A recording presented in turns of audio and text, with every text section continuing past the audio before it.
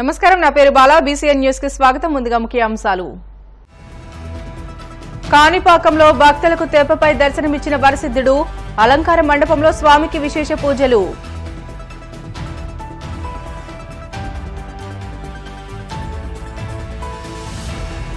భీమడోలులో కళాశాల విద్యార్థులకు career guidance పై అవగాహన.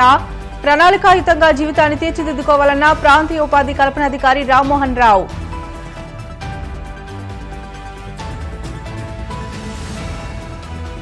లడ్డూ కల్తీ వివాదంపై విచారణ జరిపించాలని మేమే కేంద్రానికి లేఖ రాశాం. మీడియా సమావేశంలో స్పష్టం చేసిన ఎమ్మెల్సీ వర్ధు కళ్యాణి.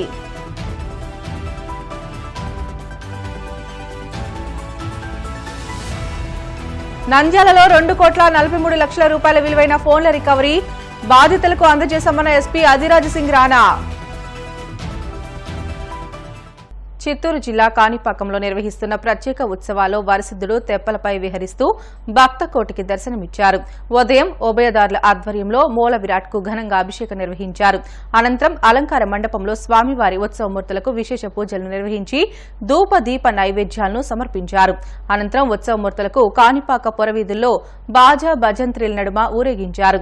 తెప్పోత్సవంతో కాణిపాకంలో నిర్వహిస్తున్న బ్రహ్మోత్సవాలు ముగిశాయి. కాణిపాకం వినాయక స్వామి బ్రహ్మోత్సవ మహాలడ్డూను విజయం విద్యా సంస్థల అధినేత తేజోమూర్తి కైవసం చేసుకున్నారు.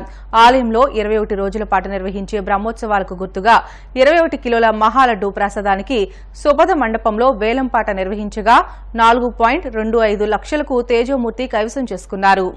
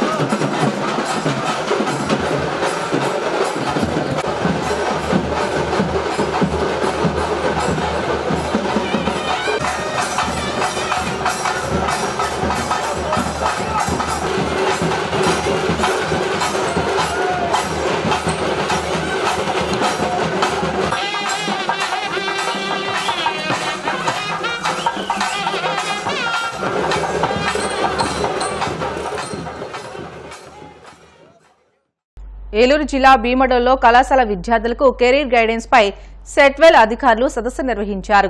ఈ సదస్సును ఉద్దేశించి ప్రాంతీయ ఉపాధి కల్పన అధికారి రామ్మోహన్ రావు మాట్లాడుతూ విద్యార్థులు ప్రణాళికాయుతంగా చదివి ఉత్తమ శ్రేణిలో ఉత్తీర్ణత సాధించడంతో పాటు నైపుణ్యాలు మెరుగుపరుచుకుంటేనే ఉద్యోగ ఉపాధి అవకాశాలు లభిస్తాయని అన్నారు. భీమడోల్లోని గీతాంజలి జూనియర్ డిగ్రీ కళాశాలలో సెట్వెల్ ఆధ్వర్యంలో వ్యక్తిత్వ వికాసం కెరీర్ గైడెన్స్ పై ఈ సదస్సు నిర్వహించారు. కార్యక్రమంలో పాల్గొన్న సెట్వెల్ సీఈఓ ప్రభాకర్ మాట్లాడుతూ దేశ భవిష్యత్తు యువత చేతిలో ఉందని విద్యార్థి జీవితాన్ని బాధ్యతాయుతంగా తీర్చిదిద్దుకోవాలని అన్నారు. జిల్లా ఉపాధి అధికారి మధుభూషణ్ రావు మాట్లాడుతూ ఇంటర్ డిగ్రీ విద్యా అర్హతతో కళాశాలల స్థాయిలో అక్టోబర్లో ఉద్యోగ మేళా నిర్వహిస్తామని అన్నారు. సెట్వెల్ మేనేజర్ సత్యనారాయణ, జిల్లా career coordinator Praveen Krishna, Kishore Reddy, John Kennedy, కళాశాల కరెస్పాండెంట్ ఎం గౌతమ్ కుమార్, ప్రిన్సిపల్ సత్యనారాయణ, ఉదయ్ కిరణ్ తదితరులు పాల్గొన్నారు. డెఫినెట్గా మీరు అందరూ కూడా రిసీవ్ చేసుకోండి. ఎంతోమందికి ఎంప్లాయ్మెంట్స్ కల్పించడంలోనూ అదేవిధంగా చుట్టుపక్కల చాలా చోట్ల కాలేజీలు కూడా ఇలాంటి మోటివేషన్ క్లాసెస్, అలాగే పర్సనాలిటీ డెవలప్మెంట్ క్లాసెస్, దానితో పాటు స్పోర్ట్స్కి సంబంధించినటువంటి అనేక రకాల కార్యక్రమాలు, ఒకటి కాదు రెండు కాదు. మన కాలేజీ స్థాపించిన 2010 నుంచి కూడా సెక్టర్లతో ఒక మంచి రిలేషన్ ఉంది. మీకు చదువుకోవడం కన్నా వేరే పనే లేదు.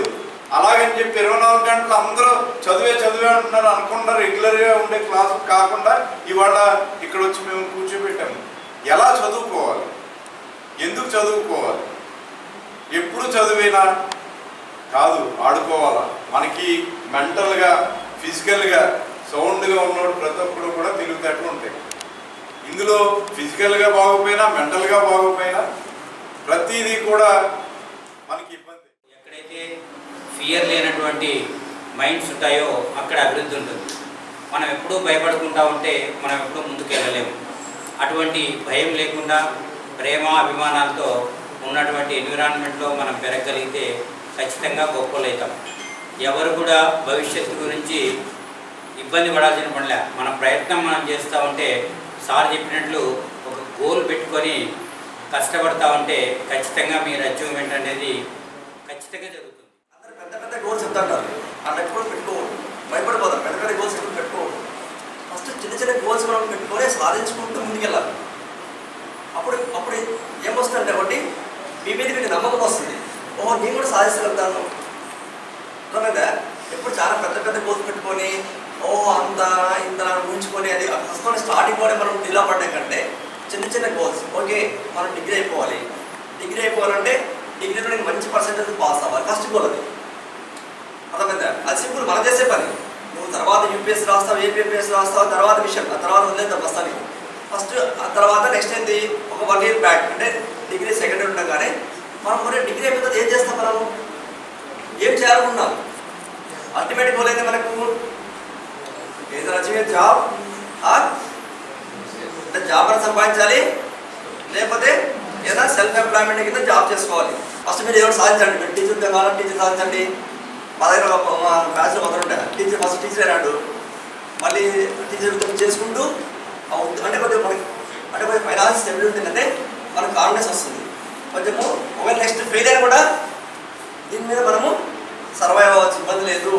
కాబట్టి నేను చేస్తాను టీచర్ ఉద్యోగం చేసుకుంటూ మళ్ళీ ఎగ్జామ్ రాసుకొని ఆర్డీ పోయి ఇప్పుడు కలెక్టర్ అయినాడు. అర్థమైందా? ఫస్ట్ కలెక్టర్ కోసం వెయిట్ చేస్తూ ఉంటుందంటే ఇది రాకపోతే మన జీవితం అయిపోతుంది. శ్రీవారి లడ్డూ కల్తీ విషయంలో వైఎస్ జగన్మోహన్ రెడ్డికి ఎలాంటి సంబంధం లేదని వైసీపీ ఎమ్మెల్సీ వర్ధు కళ్యాణి పేర్కొన్నారు. ఈ వివాదంపై విచారణ జరిపించాలని తామే కేంద్ర ప్రభుత్వానికి లేఖ రాసినట్లు తెలిపారు. అయితే చంద్రబాబు ఎందుకు సీబీఐ విచారణకు ముందుకు రాలేదని ప్రశ్నించారు. విశాఖలో వర్ధు కళ్యాణి మాట్లాడుతూ చేసిన తప్పు బయటపడుతుందని చంద్రబాబు భయపడుతున్నారని విమర్శించారు. తిరుమలలో టీటీడీ నిబంధనలు ఉంటాయో టీడీపీ నిబంధనలు ఉంటాయో అర్థం కావటం లేదని అన్నారు. తాను క్రిస్టియన్ అని చెప్పిన అనిత నేడు హిందువుని అని చెప్పుకుంటున్నారని తెలియజేశారు. అనిత తిరుపతి వెళ్లినప్పుడు డిక్లరేషన్ తీసుకున్నారా అని ప్రశ్నించారు.